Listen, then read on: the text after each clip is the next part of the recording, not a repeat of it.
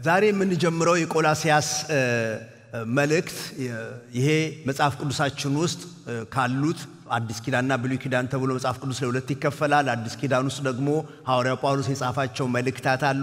ከነዛ ተርታ የሚገኝ ደብዳቤ ነው። በቆላስያስ በምትባል ከተማ ውስጥ ሊገኙ ለነበሩ አማኞች በለዛች ቤተክርስቲያን የተጻፈ ደብዳቤ ነውና መጽሐፍ ቅዱስ አዲስ ኪዳን ውስጥ ሐዋርያው ጳውሎስ ከጻፋቸው ደብዳቤዎች መካከል የሚገኝ ነው። እንደውም የመጽሐፍ ቅዱስ አስተማሪዎችና የመጽሐፍ ቅዱስ ታሪክ አጥኚዎች እንደሚሉት ሐዋርያው ጳውሎስ ይሄንን ደብዳቤ የጻፈው በሮም እስር ቤት ውስጥ ሳለ በ60 ዓመተ ምህረት ገደማ እንደሆነ ይናገራሉ። ይሄ ደግሞ እርግጥ መሆኑን እነዚህ የመጀመሪያዊቷ ቤተክርስቲያን አባቶች ጽፈዋል። ኢራኒየስ፣ ተርቱሊያን እንደዚሁም ደግሞ የአሌክሳንደሩ ክሊመንት እነዚህ የእምነት አባቶች ጳውሎስ መጽሐፉን በ60 ዓመተ ምህረት ገደማ መጽሐፉን የጻፈውም ደግሞ ከሮም እስር ቤት እንደሆነ ጽፈውልናል። በሮም እስር ቤት ውስጥ ሆኖ የጻፋቸው የእስር ቤት ደብዳቤዎች ወይም ፕሪዝን ኤፒስትልስ የሚባሉ አሉ። እነዚህ የኤፌሶንን መልእክት፣ የፊልሞናን፣ የፊልጵስዩስን መልእክት ጨምሮ ይሄንን ቆላስያስን ከእስር ቤት ሆኖ እንደጻፈው ይታመናል።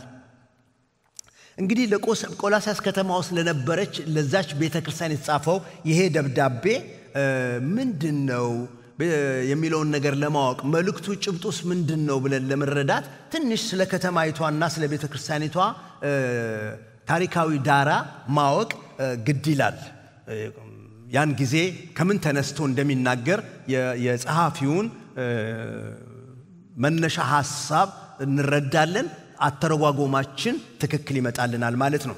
የቆላስያስ ከተማ ቀድሞ ትንሿ እስያ የምትባለው ክፍል አሁን የዛሬዋ ቱርክ ውስጥ የምትገኝ ከተማ ነች።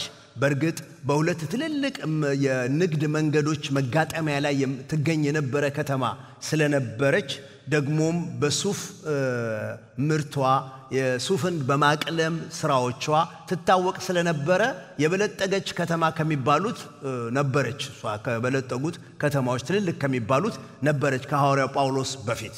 ሐዋርያው ጳውሎስ ይሄን ደብዳቤ በሚጽፍበት ጊዜ ግን በሱ ዘመን ግን ከተማይቷ የገጠር ከተማ ትንሽ ከተማ ወደ መሆን ወርዳለች። የምትታሰብ አልነበረችም።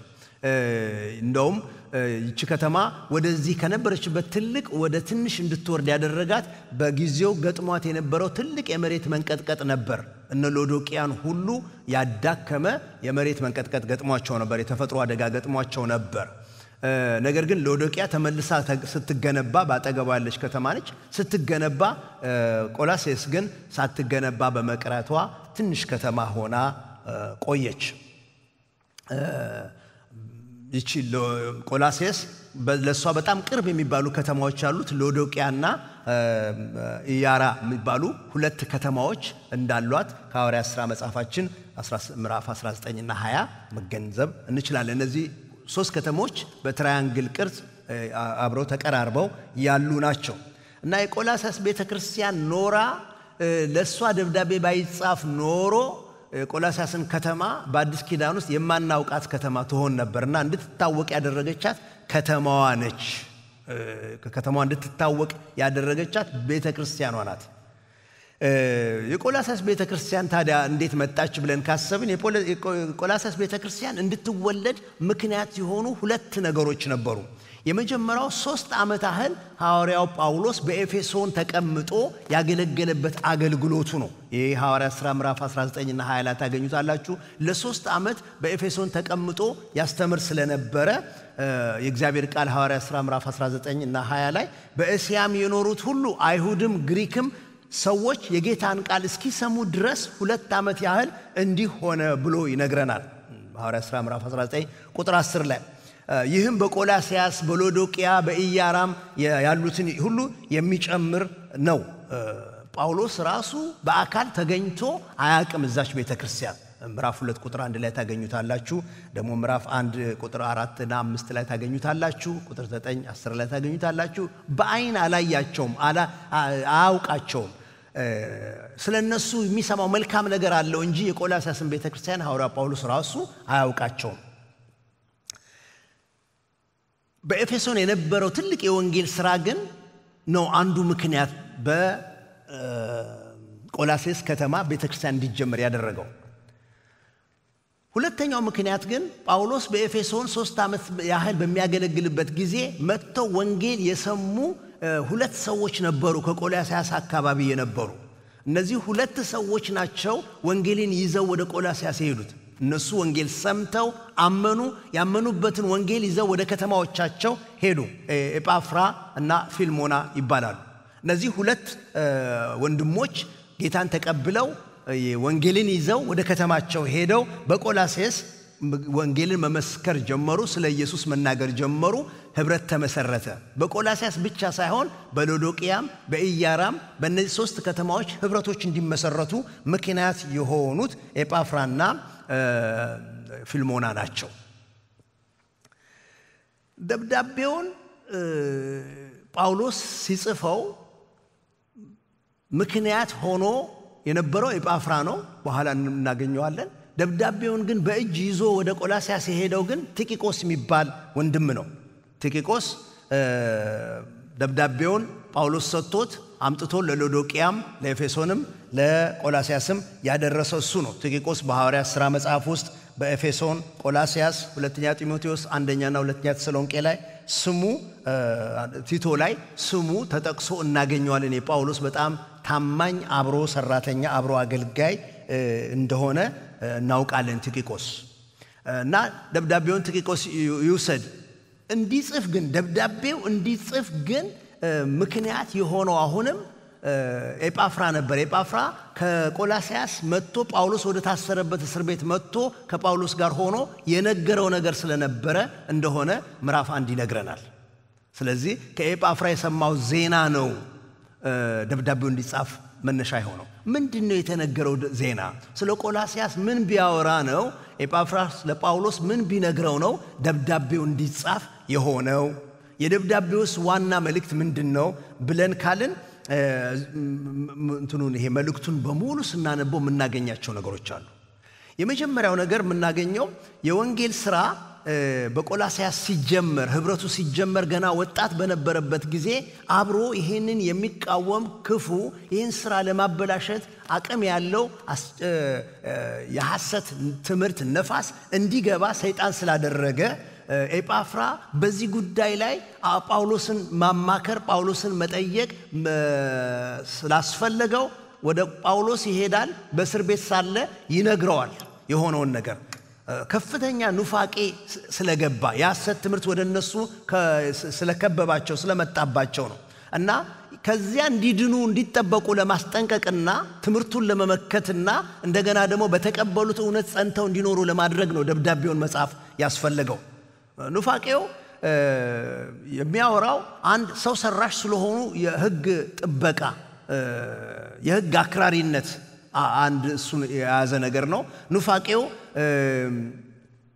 ደግሞ ዕውቀት የጠለቀ ዕውቀት ከፍ ያለ የዕውቀት ደረጃ አለ። ሰው ወደ እግዚአብሔር የሚቀርበው ወደዚያ ከፍ ወዳለው ደረጃ ሲገባ ነው ብሎ የሚያስተምር ትምህርት ነው። ደግሞ በመላእክት አምልኮ ልዩ ልዩ ሆኑ መንፈሳዊ ልምምዶችን በመለማመድ ወደ ትልቅ መንፈሳዊነት መግባት ይቻላል እንጂ በኢየሱስ ክርስቶስ በማመን ብቻ ባለው ነገር በቂ አይደለም ብሎ የኢየሱስ ክርስቶስን ሥራና ማንነት የሚያሳንስ አይነት የተቀላቀለ የሐሰት ትምህርት ስለመጣ ያንን ለመመከት ነው ቆላስይስ የተጻፈው።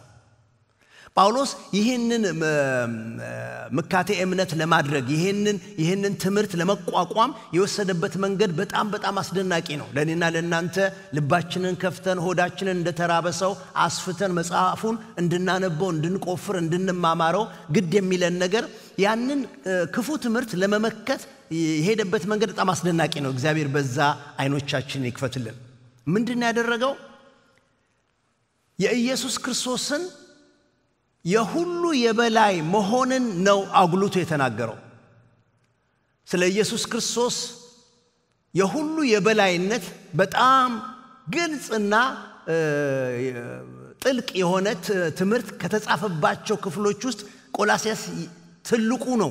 በጣም ትልቁን ስፍራ የሚይዘው ቆላስይስ መልእክት ነው። ምክንያቱም እርሱ እያለ ይጀምራል ስለ ኢየሱስ ሲናገር ታገኙታላችሁ በኋላ ወደ ውስጥ እንገባ እርሱ የማይታይ አምላክ ምሳሌ ነው መለኮትነት በሰውነት የተገለጠበት እሱ ነው ፍጥረት የተገኘበት እሱ ነው ፍጥረቱን ሁሉ ደግፎ የያዘ እሱ ነው የቤተ ክርስቲያን ራስ እሱ ነው ሰማይና ምድር ሰዎችና እግዚአብሔርን መታረቅ የተገኘበት እሱ ነው እያለ የኢየሱስ ክርስቶስን የበላይነት ትልቅነት የሚናገር መልእክት ነው እንደዛ የክርስቶስን የሁሉ የበላይነት በማጉላት ነው ይህን ክፉ ትምህርት መቋቋም የቻለው የመልእክቱ ዋና ነጥብ በአጭር ቃል ቆላስይስን ለማስተዋወስ የምትችሉበት አጭር ኃይለ ቃል ከፈለጋችሁ ክርስቶስ የሁሉ የበላይ የሚለውን ቃል መያዝ ይበቃል እንድገመው ክርስቶስ የሁሉ የበላይ እንደገና እንድገመው ክርስቶስ የሁሉ የበላይ በቃ ይሄ አጭሩ ኃይለ ቃል ነው ኢየሱስ ክርስቶስ ፍጹም ብቃት ያለው እና ልዩ የሆነ ማንነት እንዳለው የሚናገር መልእክት ነው የኢየሱስን ልዩ ባህሪ የሚቀንስ የኢየሱስን ሥራ እንደማይበቃ የሚያሳንስ ምንም አይነት ትምህርት ምንም አይነት መንፈሳዊ የሚመስል ልምምድ በምንም አይነት ቋንቋ ያሸበረቀ በምንም አይነት አካሄድ የደመቀ ቢመስል ምንም ማክል ሰፊ ህዝብ የተቀበለው ቢሆን ጳውሎስ ገትሮ የሚቋቋመው ነገር ነው አንድ እርምጃ ፈቀቅ ብሎ አይሰጥም በጣም አጥብቆ የሚዋጋው ነገር ነው መልእክቱን የጻፈበት ምክንያት የምናገኘው ከምዕራፍ 1 ቁጥር 9 እስከ 12 ድረስ ባለው ክፍል ውስጥ ነው ያ ጳውሎስ የጸለየው ጸሎት ነው በጸሎቱ ውስጥ ለምን ደብዳቤውን እንደጻፈ ምን እንደሚፈልግ ታገኛላችሁ እስቲ እናንብበው እሱን ምናልባት መጽሐፍ ቅዱሳችሁን ተከፍቱና ቆላስይስ መልእክት ምዕራፍ 1 ቁጥር 9 ጀምሮ የጳውሎስን ጸሎት እስከ 12 ያለውን እናነባለን ስለዚህ እኛ ደግሞ ይህን ከሰማንበት ቀን ጀምሮ የፈቃዱ ዕውቀት መንፈሳዊ ጥበብንና አእምሮን ሁሉ እንዲሞላባችሁ እየለመንን ስለናንተ ጸሎት አልተውንም በበጎ ሥራ ሁሉ ፍሬ ያፈራችሁ በእግዚአብሔርም ዕውቀት እያደጋችሁ ከደስታም ጋር በሁሉ ለመጽናትና ለመታገስ እንደ ክብሩ ጉልበት መጠን በኃይል ሁሉ እየበረታችሁ በቅዱሳን ርስት በብርሃን እንድንካፈል ያበቃንን አብን እያመሰገናችሁ በነገር ሁሉ ደስ ልታሰኙ ለጌታ እንደሚገባ ትመላለሱ ዘንድ እንለምናለን የጳውሎስ ጸሎት ምንድነው ነው የሚለው እኛ ስለናንተ የምንጸልየው እግዚአብሔር የፈቃዱን ዕውቀት መንፈሳዊ ጥበብና አእምሮ እንዲሰጣችሁ እንለምናለን ያን ጊዜ በሁሉ ነገር ጌታን ደስ እያሰኛችሁ ለጌታም እንደሚገባ የተመላለሳችሁ ትገኛላችሁ ደብዳቤውን የሚጽፍበት ትልቁ ነገር ዋናው ምክንያት እግዚአብሔር የጥበብና የመገለጥ መንፈስ እንዲሰጣቸው የፈቃዱን ዕውቀት ምንድነው ፈቃዱ የሚለው በኋላ እናገኘዋለን እግዚአብሔር ሰዎችን የሚያድንበትን መንገድ የእግዚአብሔርን ማዳን እሱን እንድታውቁ አይኖቻችሁ እንዲከፈቱ እንጸልያለን እሱ ሲገባችሁ ደግሞ ጌታን በነገር ሁሉ ደስ ታሰኛላችሁ ደግሞ ለጌታ ወንጌል እንደሚገባ ለጌታ እንደሚገባ ትመላለሳላችሁ ብሎ ይላቸዋል ይሄ ነው ዋናው ነገሬ ብሎ ይላቸዋል ስለዚህ ቆላስይስ መልእክት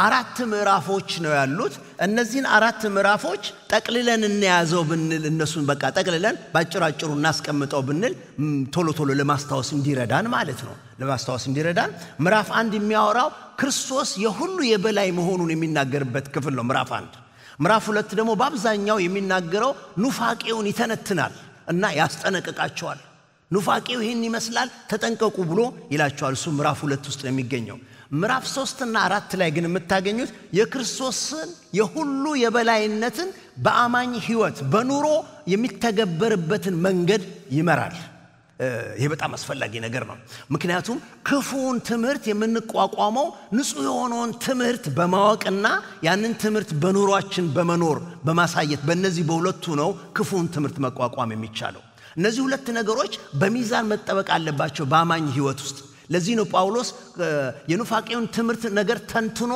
የሱ ደግሞ ማፍረሻውን መከለሻውን ማፍረሻውን የሆነውን የኢየሱስን የሁሉ የበላይነትን ይናገርና እሱ ግን በተግባር በአማኝ ህይወት ውስጥ መታየት አለበት ብሎ የሚያሳየን አንዳንድ ጊዜ ንጹህን ትምህርት አውቀን ካልተለማመድነው ግብዝነት ነው የሚሆነው ወይም ደግሞ በጣም እንደው በተግባር ለሚሆኑ ነገሮች በጣም አጥብቀን ይዘን ግን ንጹህ ትምህርት ከሌለበት ደግሞ እሱ ለተሳሳተ ነገር ነው የምንጋለጠው ሰው ሰራሽ ለሆኑ ህግ አጥባቂነት ነው የምንጋለጠው እና እነዚህ ነገሮች በህይወታችን በእውነት ያብዛልን እግዚአብሔር ያብዛልን ንጹህን ትምህርት ተምረን ኢየሱስ የሁሉ የበላይ መሆኑን ማወቅ ይብዛልን ያን ያወቅነውን የተማርነውን ደግሞ በዶክትሪን ትምህርታችንን እሱ ንጹህን ትምህርት ደግሞ በህይወታችን ተለማምደን እነዚህ ሁለት ነገሮች በሚዛን ተቀምጠው በህይወታችን ለማየት እግዚአብሔር በእውነት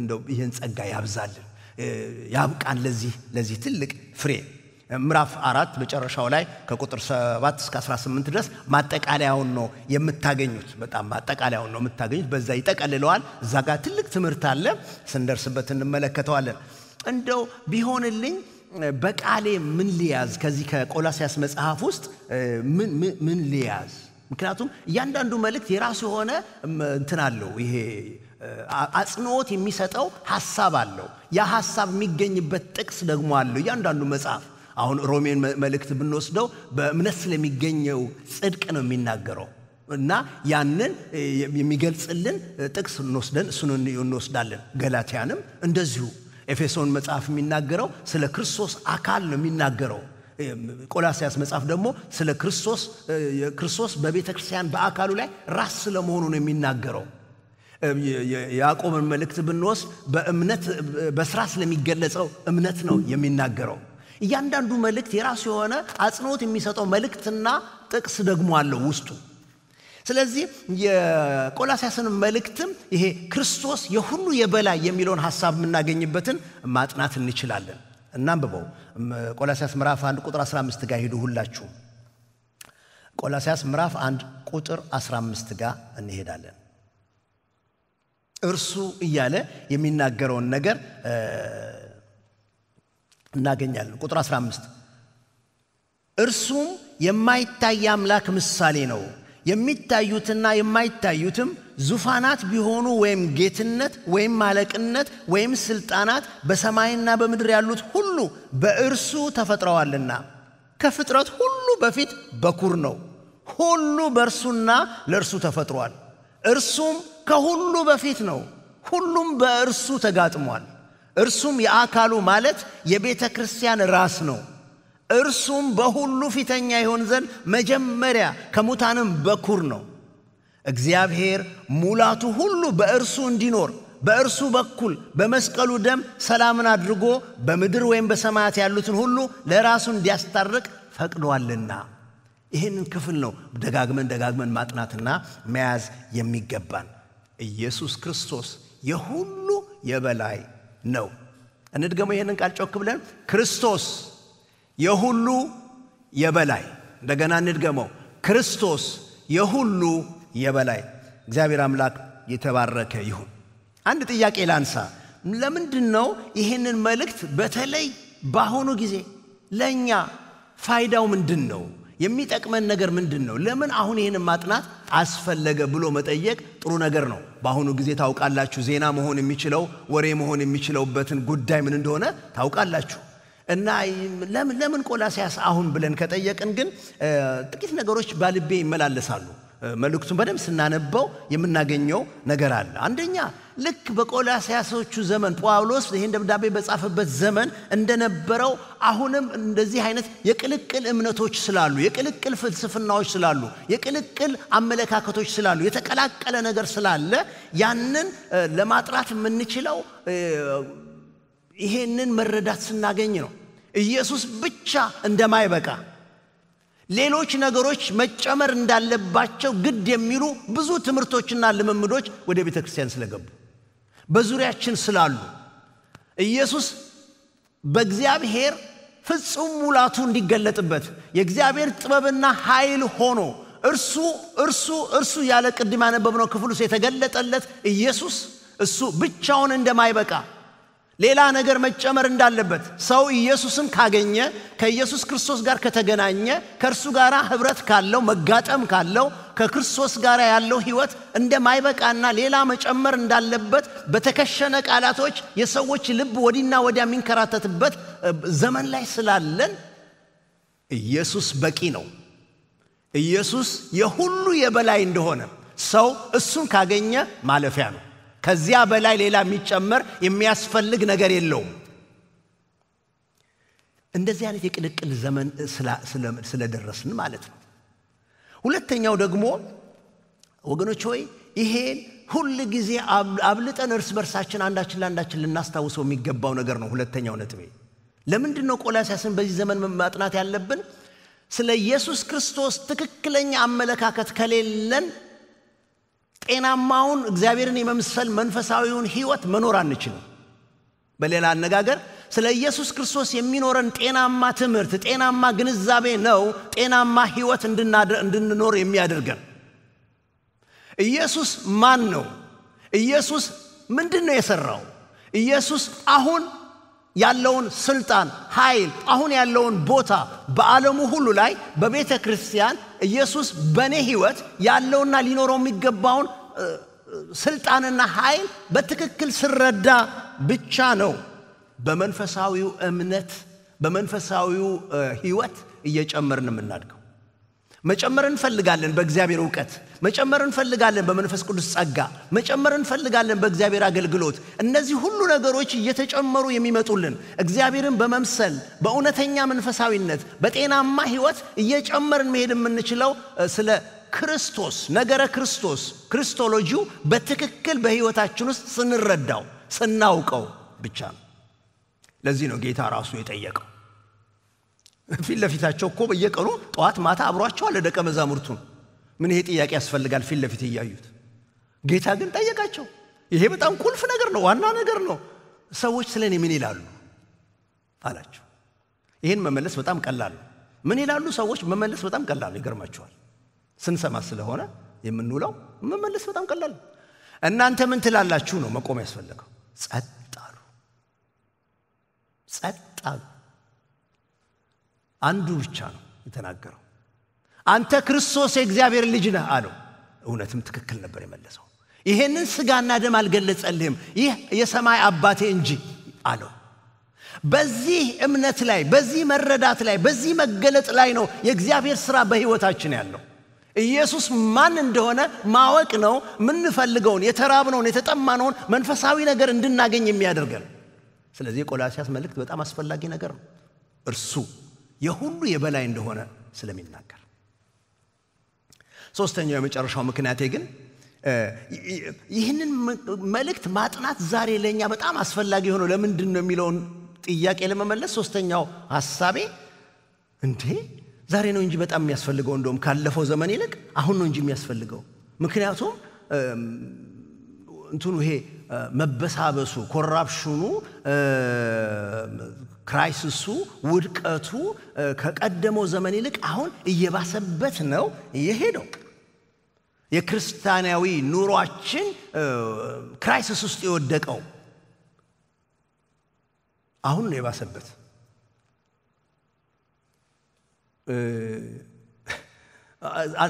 አንድ ሰባኪ ሲናገር የሰማሁት ነው። ቤተክርስቲያናችን ውስጥ ሲያገለግል ሲናገር የሰማሁት ነው እና ሁሉ ጊዜ ትዝ ይለኛል። ይዤዋለሁኝ በደንብ። ሰይጣን አለቀሰ አሉ። ስማ ያልቀስ ትሉ እንደምትችሉ ገምታለሁኝ፣ ግን አለቀሰ። ለምን ታለቅሳለህ ብለው ሲሉት ምን አለ አሉ? የትኛዎቹ ናቸው የኔ አላሉ። ተቀላቀሉበት ማለት ነው። ነገሮች በጣም ክርስቲያናዊ፣ የትኛው ክርስቲያን የትኛው ደግሞ ክርስቲያን እንዳልሆነ የማይታወቅበት አይነት ሆነ። ምክንያቱም ሰዎች በቃላቸው ብቻ ክርስቲያን ሲሆኑና ከተግባሩ ሲፋቱ በኑሯቸው ኢየሱስ የበላይ የነገራቸው ሁሉ የበላይ ጌታ መሆን ሲያቅተው ኢየሱስ በክልል ሲያዝ እዚህ ድረስ ትገባለህ ከዚህ በኋላ የሚባልበት አይነት ሲሆን ቅልቅሉ በጣም ብዙ ስለሆነ ዛሬ መማር አለብን። ኢየሱስ የሁሉ የበላይ መሆኑን አሁን በአስቸኳይ መማር አለብን ብዬ አስባለሁ። እንደዚህ አይነት ውድቀቱ ስላለ ማለት ነው። ትጠይቃላችሁ ለምን እንደዚህ ሆነ የምትሉ ወይም ደግሞ ሰዎች ይጠይቋቸዋል ለምን እንደዚህ ሆነ ተብላችሁ ትጠይቃላችሁ።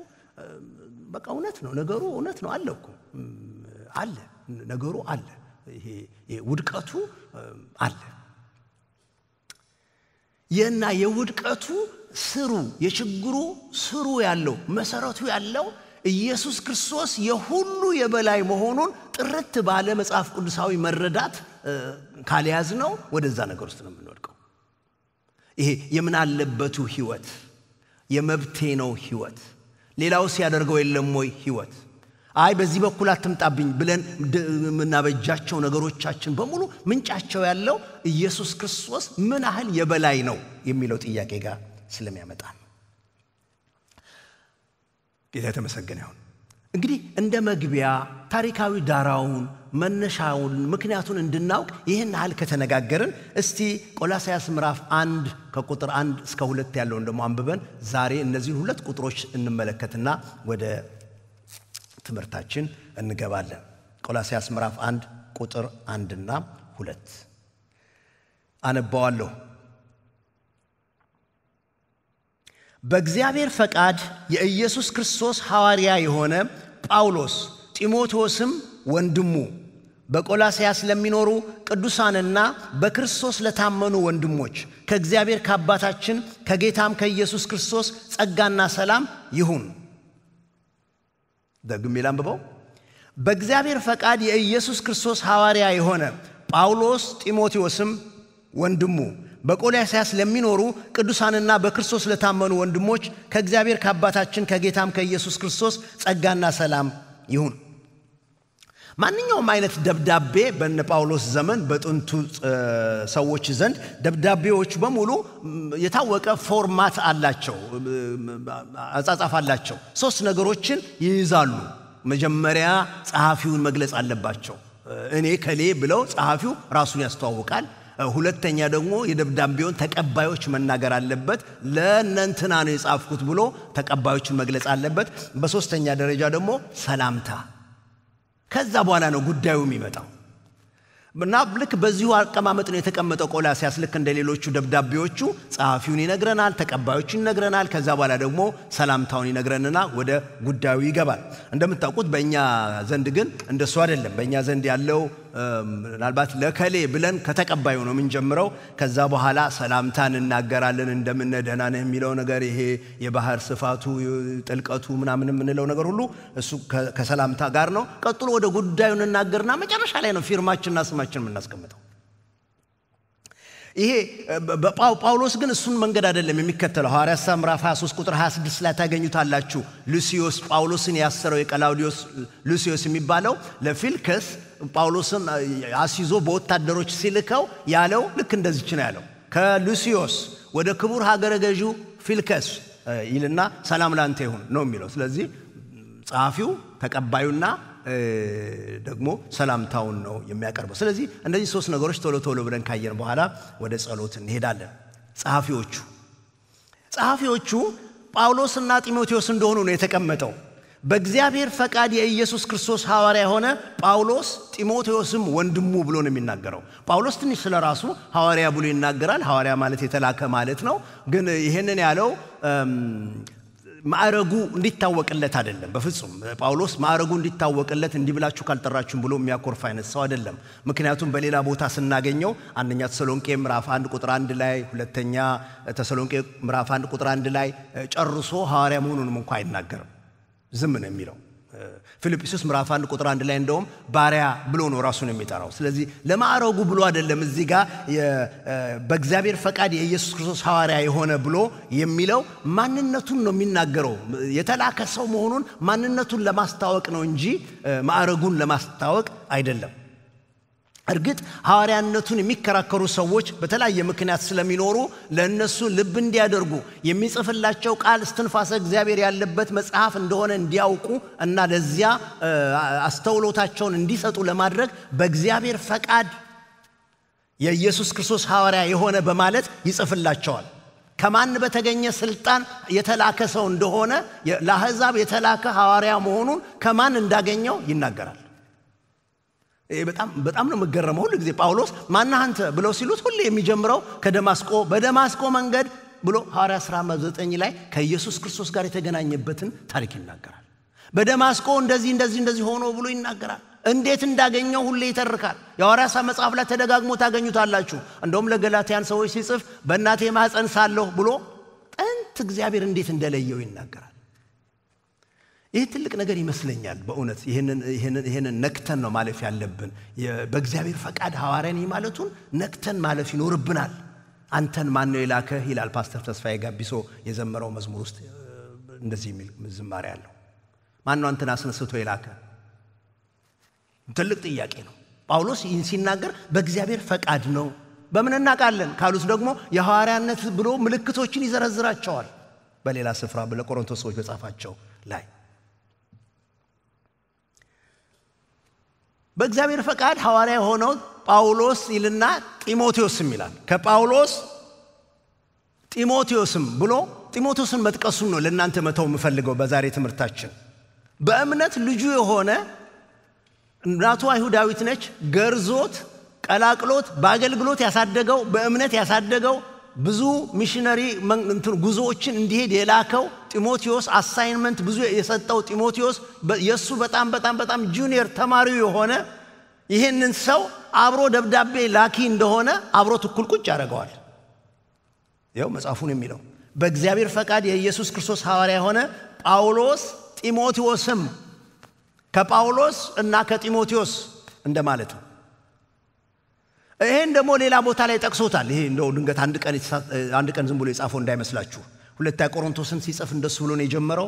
ፊልጵስዩስን፣ ፊልሞናን፣ አንደኛና ሁለተኛ ተሰሎንቄን ሲጽፍ እንደዛ ብሎ ነው የጀመረው። ጢሞቴዎስን አስገብቶት 6 ጊዜ ይገርማል። ጳውሎስ አብሮት ስለሚሰሩት አብሮት ስለሚያገለግሉት ሰዎች ያለውን ጥንቃቄ አብሮ ከሌሎች ሰዎች ጋር ለመስራት አብሮ ተጠምዶ ለማገልገል ያለውን በህብረት ለማገልገል ያለው እሴት ዋጋው በጣም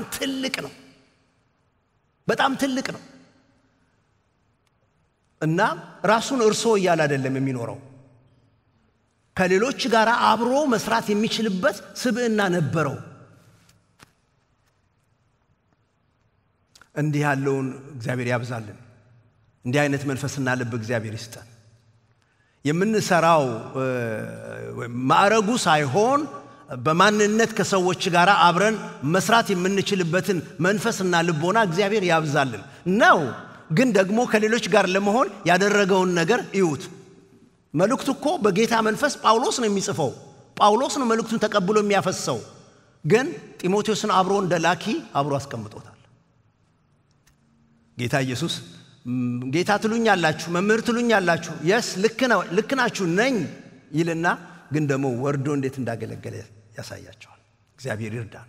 ጸሐፊዎቹ በቲም እንዴት እንደሰሩ ያዙ። በኋላ ተመልሰን ቆላስያስ ውስጥ የምንመለስበት ሐሳብ ስለሆነ ተቀባዮቹ ተደራሲያኖቹ የደብዳቤው ተቀባዮች ስለነሱ ደግሞ ቁጥር 2 ላይ ነው የምታገኙት። በቆላስያስ ለሚኖሩ የት የሚኖሩ ነው የሚለው?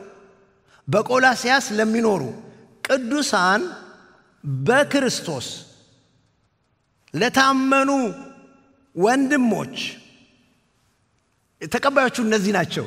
እነዚህን ለመግለጽ ደብዳቤ ተቀባዮችን ለመግለጽ 4 ትልልቅ ነገሮች ነው ያነሳው። ልብ አድርጉለት። እሱን እንድንይዝለት ይፈልጋል ጳውሎስ። እዩ የት ነው የሚኖሩት ነው የሚለው? በቆላስያስ እንደኔና እንደናንተ ማለት ነው። የት ነው ያላችሁት ብላችሁ አሁን ተነግሩኛላችሁ። ያላችሁበትን አድራሻ ታውቃላችሁና እዚህ ጋር ነን ብላችሁ ቀበሌውን ቤት ቁጥሩን ትናገራላችሁ። በቆላስያስ ለሚገኙ ይልና ግን ደግሞ በክርስቶስ ይላቸዋል። ለካ ሌላ አድራሻም አላቸው። እርግጥ በኋላ ምዕራፍ 3 ላይ ይመጣበታል። ግን በቆላስያስ መኖር ብቻ ደብዳቤ ተቀባይ ያደርጋቸው። በጉዳይ ውስጥ ዋናው ትልቁ ነገር ያለው በቆላስያስ መኖራቸው ሳይሆን በክርስቶስ መኖራቸው ነው። ይሄ በክርስቶስ የመኖራቸው ነገር ደግሞ ጳውሎስ 160 ጊዜ በመልእክቶች ውስጥ ጽፎታል።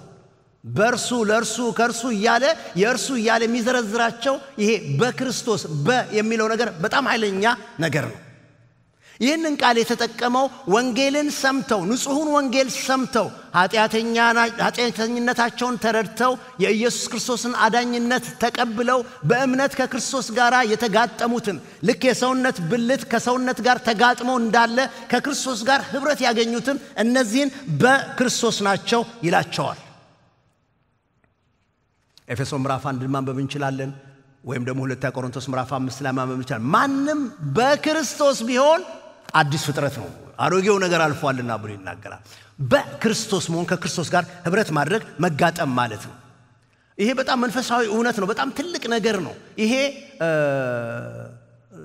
ከዚህ በፊት የሰማችሁትን ምሳሌ ላስታውሳችሁ። ስለ እናቷ ጉዳይ ጸልይልኝ ያለች የምትጸልየውን እህት ጠየቃት ማለት ነው።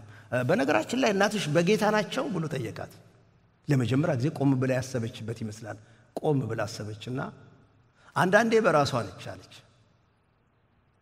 አያችሁ ልዩነት አለው።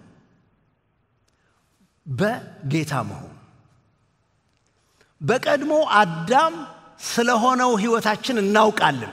በእርሱ መውደቅ ምክንያት የእሱ ዘር የሆንን ሁሉ ሞትን ዕጣ ፈንታችን አድርገን ወስደን አለን። የተሸነፈ የወደቀ ተፈጥሮ በውስጣችን ይዘን በትግል እንኖራለን። ነገር ግን በክርስቶስ ባመንን ጊዜ ከዚህ ከሁለተኛው አዳም ከክርስቶስ ጋር ግን በእምነት ኅብረት ስናደርግ ካገኘነው አዲስ ሕይወት ዳግም ልደት የተነሳ ደግሞ እሱ በጌታ የሆነው ሕይወት ነው። ያን ግንኙነት ማለት ነው። በቆላስያስ የሚገኙ ይልና በክርስቶስ ያሉ ደግሞ ይላቸዋል። እሱ በጣም አስፈላጊ ነገር ነው። በእውነት በጣም በጌታ ነኝ ማለት በጣም ትልቅ ደስታ ነው፣ ትልቅ ብጽህና ነው። በካቶኮምፑ ስደት ጊዜ በዛን ዘመን የነበሩ ክርስቲያኖች ብዙ መስዋዕት እንደሆኑ ታውቃላችሁ። አንዳንዶቹ ስማቸው እንኳን አልተጻፈ መቃብር ቦታቸው ላይ እንዲሁ ብቻ ምልክት ተቀምጦላቸዋል እና ቀብራቸው ምልክት ተቀምጦበታል። እዛ ቦታ ላይ ሄዳችሁ ስታነቡ ምንም ስምም የለውም ቀንም የለውም፣ ግን ያው ከተሰደዱት አማኞች መካከል ነው። መቃብሩ ድንጋይ ላይ ምን ይላል? ኢን ሂሪስቶ በክርስቶስ ይላል። በክርስቶስ ትልቅ ንግግር፣ ትልቅ ማዕረግ ነው፣ ትልቅ ሹመት ነው፣ ትልቅ ብጽህና ነው፣ ትልቅ ማንነት ነው። እግዚአብሔር በክርስቶስ ተቀብሎ የእግዚአብሔር ልጅ አድርጎ ከክርስቶስ ጋር ወራሽ እንዲሆን የተቀበለው ሰው እንዴት ያለ ትልቅ ማዕረግ ነው! በክርስቶስ እንደዚህ ያሉትን ነው ጳውሎስ የደብዳቤ ተቀባይ የሚያደርጋቸው። በቆላስያስ ያሉ ይልና በክርስቶስ ያሉ፣ ከዛ በኋላ ቅዱሳን ይላቸዋል፣ የታመኑ ይላቸዋል። ይሄ በጌታ አምነው ያገኙትን ፖዚሽን ብቻ ሳይሆን በሕይወታቸው ያለውንም ነገር የሚገልጽ ቅጽል ቃል ነው፣ አጀክቲቭ ነው። ስለነሱ የሚናገር ነገር ነው። በቅድስና ያሉ ታማኞች ሆነው የጸኑ እንደውም ቆላስያስ ምዕራፍ 2 ቁጥር 5 ላይ ታገኙታላችሁ።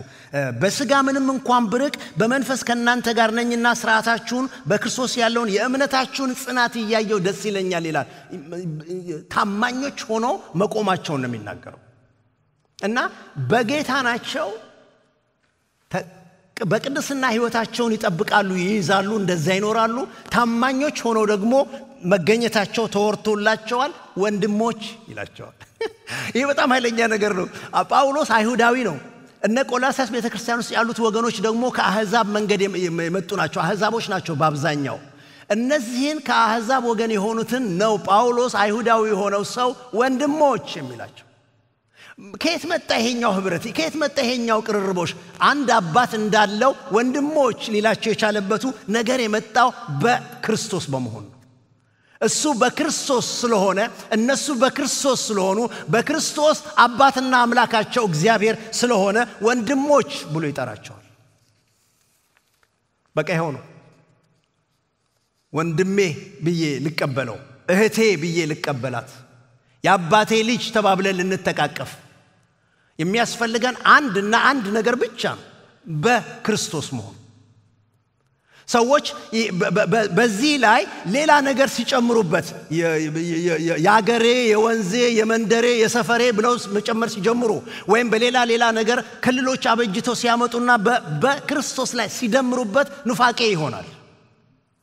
ያንን ነው ጳውሎስ መዋጋት የሚፈልገው። ኖ ኢየሱስ ክርስቶስ የሁሉ የበላይ ነው። በእርሱ ከተገኛችሁ የታሪኩ መጨረሻ እሱ። የእግዚአብሔር ልጆች ናችሁ። በክርስቶስ ከሆነ ወንድምህ ነው። በክርስቶስ ከሆነች እህትህ ነች። ጳውሎስ ወንድሞቼ ይላቸዋል። እግዚአብሔር አምላክ ይርዳን። እነዚህ አራቱ ነገሮች በጣም ያስፈልጋሉ። በክርስቶስ ተቀድሶ የመኖር ነገር፣ በታማኝነት የመጽናት ነገር፣ ወንድም ወይም እህት ሆኖ የመገኘቱ ነገር፣ እነዚህ አራቱ በጣም የሚያስፈልጉ ነገሮች ናቸው። ታዲያ እነዚህን አራት ነገሮች በተመቸን ቀን ልብስ እንደምንቀያይረው እየቀያየርን ዛሬ ይሄኛው ነው የሚሻለኝ ብለን ምናረጋቸው ነገሮች አይደሉም። አንድ ላይ መምጣት ያለባቸው ነገሮች ናቸው።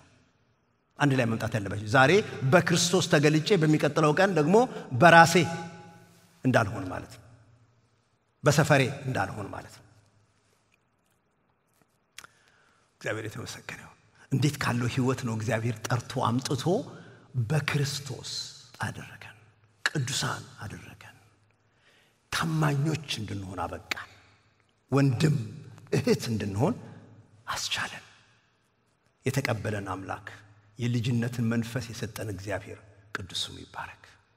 ምናልባት በክርስቶስ በመሆናችሁ ምክንያት ስደት አግኝቷችሁ ብዙ ነገር ያጣችሁ፣ በስጋ የእናንተ የሆኑ ወገኖች የገፏችሁ፣ አገር ሰፈራችሁ ለቃችሁ እንድትወጡ የሆናችሁ በክርስቶስ በመሆኑ ምክንያት የደረሰባችሁ ደስ ይበላችሁ፣ ሐሴት አድርጉ። ብዙ ህዝብ ብዙ ወገን ያላችሁ አደረጋችሁ እግዚአብሔር። የገባችሁበት ይሄ ቤተሰብ የእግዚአብሔር ቤተሰብ፣ ይሄ የገባችሁበት ህብረተሰብ የእግዚአብሔር ልጆች ያሉበት እርሱ በጣም ሰፊ ነው። ጌታ የተመሰገነ ይሁን። ሰላምታውን እኔና እጨርሳለሁ። ቁጥር 2 ይህን ይናገራል። ቆላስያስ ቁጥር 2 በቆላስያስ ለሚኖሩ ቅዱሳንና በክርስቶስ ለታመኑ ወንድሞች ካለ በኋላ ከእግዚአብሔር ከአባታችን ከጌታም ከኢየሱስ ክርስቶስ ጸጋና ሰላም ይሁን። ጸጋና ሰላም ይሁን ከእግዚአብሔር ከአባታችን ከጌታችን ከኢየሱስ ክርስቶስም ለእናንተ ይሁን። Grace and peace to you። ሁለት ቃላቶችን ነው ያመጣው። ይሄ ግሬስ ወይም ጸጋ የሚለው የግሪክ ቃል ነው። ሰላም ፒስ የሚለው ሻሎም የሚለው የዕብራይስጥ ቃላቶች ናቸው። ጳውሎስ መርጦ ነው እነዚህን ሁለት ነገሮች አገናኝቶ ይዞ የመጣው። ደብዳቤዎቹን ሲጽፍም ሲጀምር እንደዛ ብሎ ይጀምራል።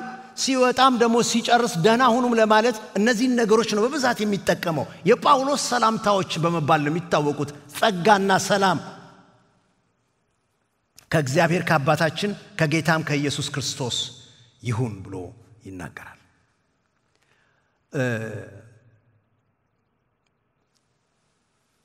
ጸጋ ግሬስ የሚለው ለእንግሊዘኛው ግሪቲንግስ የምንለውን አይነት ስሜት ብቻ ነው ያለው በሌላ ሰፈር። በሌሎቹ ዘንድ ግሪኮች ይሄን ቃል ሲጠቀሙበት ግሪቲንግስ ብለን በእንግሊዘኛ የምናውቀው ሃይ እንደማለት ነው። ጳውሎስ ግን ያንን ግሬስ የሚለውን ቃል አምጥቶ የሚያገናኘው በጌታ ቃል ውስጥ ካለው ብርሃን ጋር ነው። ጸጋ ለእኛ ትልቅ ዋጋ ያለው ነገር ነው። ትልቅ ስፍራ ያለው ነገር ነው። ጸጋ የእግዚአብሔር ፌቨር ነው። የእግዚአብሔር ሞገስ ነው በሰው ህይወት ላይ። ጸጋ ሰው ከእግዚአብሔር ጋር ባለው ህብረት የዳነበት ነው። ጸጋ ሰው ከእግዚአብሔር ጋር ባለው ህይወት የሚቆምበት ነው። ትልቅ ነገር ነው። ጸጋ ይሁን ብሎ ይናገራል። እግዚአብሔር ይባረክ። ደጋግመን የምናነሳው ነገር ነው። ሰላምታም እንደሱ ነው። ይሄ ፒስ የሚለው ነገር ከዕብራይስጥ ወስዶት ነው። ሻሎም ማለት ነው። ሻሎም የረብሻ የሁከት የችግር አለመኖር አይደለም። ሻሎም በእነዚህ ነገሮች ላይ በረብሻው በሁከቱ በችግሩ ባስጨናቂው ነገር መካከል የልብ እረፍት ነው። በእግዚአብሔር ያለ ጸጥታ ነው። በእግዚአብሔር ያለ መታመን ነው። ይሄ ሰላም ሰው ከእግዚአብሔር ጋር ያለው ሰላም ነው። ይሄ ሰላም ሰው በክርስቶስ ከወንድም ከእህቱ ጋር ያለው ሰላም ነው። ይሄንን ነው እንግዲህ ጳውሎስ ጸጋና ሰላም ይሁንላችሁ የሚለው። ጥሪ ማድረግ ወዳለሁ በእውነት በዚህ ጊዜ የጌታን ቃል ለመስማት የእግዚአብሔር እዳሎት ሆኖ የእግዚአብሔር በረከት ሆኖ ሁላችንም ተቀምጠናል። ግን ምናልባት ሕይወታችሁን ስታዩ እውነት ነው እኔ ይሄኛው አይነት ጸጋ ከእግዚአብሔር ጋር የሚያስታርቀው ከእግዚአብሔር ጋር የሚያቆመው በእግዚአብሔር ፊት እንድንመላለስ የሚረዳውን አይነት ጸጋ አልተለማመድኩም አሁን የምትለውን አይነት ሰላም እንዳላገኘሁ አውቃለሁ የችግር አለመኖር እንጂ ባትክሮት ማየው በችግር መካከል ልብን የሚያረጋጋ ከእግዚአብሔር ጋር ህብረት የሚያመጣ ከእግዚአብሔር ጋር የሚሆነውን ሰላም ግን በውስጤ እንዳላገኘው አውቃለሁ የምትሉ ወገኖቼ አሁን ውሳኔ ማድረግ ይኖርባችኋል አሁን ውሳኔ ልታደርጉ ይገባል ይሄ የውሳኔ ሰዓት ሰምታችኋል በክርስቶስ መሆን ካልተቻለ መቀደስ አይቻልም በክርስቶስ መሆን ካልተቻለ በእግዚአብሔር ፊት ታማኝ ሆኖ መገኘት አይቻልም በክርስቶስ ሆኖ ካልተገኘ ወንድም ወይም እህት የመሆንን ማዕረግ ክብር የእግዚአብሔር ልጅ የመሆንን ጸጋ ማግኘት አንችልም ክርስቶስ አዳኛችሁ እንዲሆን ፍቀዱ ክርስቶስ የሕይወታችሁ ሁሉ ጌታ እንዲሆን ምረጡት እሱ ልዩነት ያመጣል ወንድሞችና እህቶች በጌታ ያላችሁ ወገኖቼ እናንተንም ደግሞ ማስተዋወስ ፈልጋለሁ የቆላስይስ መልእክት ጭብጥ ነገሩ ክርስቶስ የሁሉ የበላይ ማለት ነው ክርስቶስ የሁሉ የበላይ ማለት ነው እሱ የቆላስይስ መልእክት ጭብጥ ነገሩ ነው ያለው ግን እኛም ለጸሎት ስንገባ ይሄንን ይዘን እንቅረብ በእውነት ኢየሱስ ክርስቶስ የሕይወታችን ጌታ አድርገን ስንቀበለው በሁሉ ነገራችን ላይ ጌታ እንደሆነ ልቦናችን ሊመሰክር ይገባል ውስጣችን ሊመሰክር ይገባል ያን ጊዜ ነው በቅድስናው እየጨመርን የምንሄደው ያን ጊዜ ነው በጌታ ፊት ታማኝ አገልጋይ ሆነን የምንጨምረው ያን ጊዜ ነው በጌታ ፊት በቅዱሳን መካከል ወንድም እህት የሚለውን ሕይወት የምናገኘው ሁላችንም እንድንጸልይ ጠይቃችኋለሁ እንጸልይ ባላችሁበት ስፍራ አንገቶቻችሁን ዝቅ አድርጋችሁ ልባችሁን ወደ ጌታ አንስታችሁ ምን ሰማሁ ብላችሁ ጠይቁ ምንድነው እግዚአብሔር የተናገረኝ ብላችሁ ዛሬ የመጣው ድምጽ ምንድነው የሚለኝ ብለን ሁላችንም እንጠይቅ አሁን ወደ ላይ ልባችሁን አቅንታችሁ በጸሎት ሆናችሁ ወደ እግዚአብሔር የምትነጋገሩበት ጊዜ ይሁን ቀደም እንደጠየቅኩት ውሳኔ መወሰን እፈልጋለሁ ለኢየሱስ ክርስቶስን መከተል እፈልጋለሁ እንዲህ ባለ አስጨናቂ ሁኔታ ውስጥ ሰላም የሚሰጠውን እግዚአብሔርን በኢየሱስ ክርስቶስ ልቀበለው እፈልጋለሁ የኔም ሕይወት አድራሻ በመሬት ብቻ እንዳይሆን በኢየሱስ ክርስቶስ እንዲሆንልኝ ከሱ ጋር የተያያዝኩበት እምነት እንዲሆንልኝ እፈልጋለሁ የምትሉ ወገኖቼ ይሄ ውሳኔያችሁ ከሆነ እጃችሁን በልባችሁ ላይ አድርጋችሁ አጭር ጸሎት ለጌታ ንገሩት ዛሬ ይሄን ቃል እንድንሰማ የፈቀደ እግዚአብሔር አዳኛችን ነው ሩህሩህ ነው ይምራል ይራራል ይቀበላል እግዚአብሔርን ለምኑት ጌታ ኢየሱስ ሆይ ወደ ሕይወቴ ግባ አንተ በሕይወቴ ላይ ንጉሥ ሁን ራሴን ላንተ ሰጣለሁ በዩ ራሴን ላንተ ሰጣለሁ ጌታ ሆይ በዩ ምናልባት ከዚህ ቀደም በክርስቶስ የሆነውን ኑሯችሁ ያንን በብዙ ፈተና ምክንያት ደክማችሁ አቀዝቅዛችሁ ወደ ኋላ ብላችሁ ከሆነ ዛሬ እንደገና የሚያድስ አምላክ እግዚአብሔር የእድሳቱን ጥሪ ያቀርባል በጌታ እንደገና ለመሆን በክርስቶስ ለመታደስ እናንተም እጃችሁን ከልባችሁ ጋር አንስታችሁ ለጌታ ማረኝ በዩ ይቅር በለኝ በለው ይህን ውሳኔ ያደረጋችሁ ወገኖቼ ራሳችሁን ለጌታ ለመስጠት ይህን ጸሎት ከኔ ጋር አብራችሁ ጸልዩ እንዲረዳችሁ እንዲደግፍ አብረን እንጸልየው እንጂ የተለየ ፎርሙላ ሆኖ አይደለም ነገር ግን እናንተ በልባችሁ ውስጥ ያለውን ነገር የምትጸልዩት በዚህ መንገድ እንዲሆን አብረን እንጸልያለን እግዚአብሔር ሆይ በሉት አመሰግንሃለሁ ኃጢአቴን መበደሌን አውቃለሁ ጌታ ሆይ ይቅር በለኝ እጠበኝ ንጹህ ልብ ፍጠርልኝ አዲስ ሰው አድርገኝ ከዚህ በኋላ ክፉን ሁሉ ክጄ ወደ አንተ ተመልሻለሁ ይኸው ራሴን ሰጥሃለሁ ጌታ ኢየሱስ ሆይ በሕይወቴ ላይ በኑሮዬ ላይ በሁሉ ነገሬ ላይ የበላይ ሁን፣ አዛዥ ሁን፣ ጌታ ሁን። ፈቃድህን ልከተል ራሴን ሰጣለሁ። ተቀበለኝ፣ መንፈስህን ስጠኝ፣ ቃልህን አስተምረኝ። እከተልሃለሁ። ስለ ስምህ ስትል ስማኝ። እናንተ ይህንን ጸሎት የጸለያችሁና ይህን ውሳኔ ያደረጋችሁ ወገኖች እንኳን ደስ አላችሁ። አሁን ከልባችሁ በጸለያችሁ ጸሎት ለእግዚአብሔር በነገራችሁት ውሳኔያችሁ ምክንያት ሲናፍቃችሁ ሲጠብቃችሁ የነበረው አምላክ በርህራሄ ስለተቀበላችሁ በክርስቶስ ናችሁ፣ በጌታ ናችሁ። ከእርሱ ጋር በጸሎታችሁ በእምነታችሁ በውሳኔያችሁ የእግዚአብሔር መንፈስ በውስጣችሁ በሠራው ሥራ ምክንያት ኅብረት አግኝታችኋል። አሁን በጌታ ናችሁ። የምትመለከቱት ስክሪን ወይም ከስልካችሁ ከምታዩት ስክሪን ስር ለጸሎት የተደረጉ ቁጥሮች አሉ፣ ስልክ ቁጥሮች አሉ። እነዛን ስልክ ቁጥሮች ተጠቀሙባቸው። ደውላችሁ አነጋግሩ። ቀጣዩን መንገድ የሚያመላክቷችሁ፣ የሚጸልዩላችሁ፣ የሚያበረታታችሁ አገልጋዮች አሉ። እነሱን አግኙ።